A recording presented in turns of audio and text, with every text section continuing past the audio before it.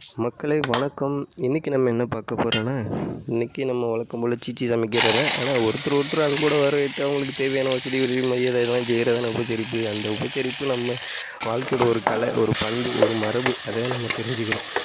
இது சமைக்கிறது இல்லை வேணால் யார் வேணால் சமைச்சிடலாம். ஆனால் உபசரிப்பு செய்கிறது சிலரால் தான் முடியும். நம்ம சரியாக ஒருத்தங்களை உபசரிச்சிட்டோம்னாவே ஹாப்பியான அந்த ஹார்மோன்ஸ்லாம் நமக்கு சுரக்க ஆரம்பிச்சிடும். நமக்குள்ள சந்தோஷமான அந்த ஹார்மோன் சுரக்கிறதே நம்ம மற்றவங்களை உபசரிக்கிறதுல அந்த டோபமைன் அதிகமாக இருக்கும். நமக்கு மன அழுத்தமே குறைஞ்சிரும் பார்த்துட்டு. இப்போ நம்ம சமகாலத்தை தாண்டி இல்லை, மற்றவங்களுடைய நம்ம முன்னோர்களோட காலத்தில் கூட அன்னதானம் ஜாதகத்தை உபசரிக்கிறது சின்ன கலாச்சாரம்லாம் அந்த காலத்தில் இருந்திருக்கு.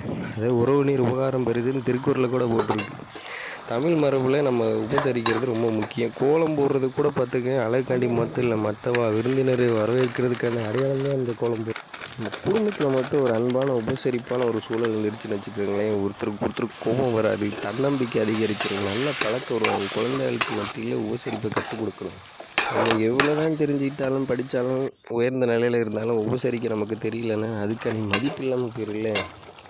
பணக்காரராக இருக்கலாம், ஏழையாக இருக்கலாம், நம்ம படிச்சிருக்கலாம், படிக்காமல் இருக்கலாம், ஆனால் நமக்குள்ளே உபசரிப்பு தான் நம்ம எல்லாரோட உயர்ந்த மனித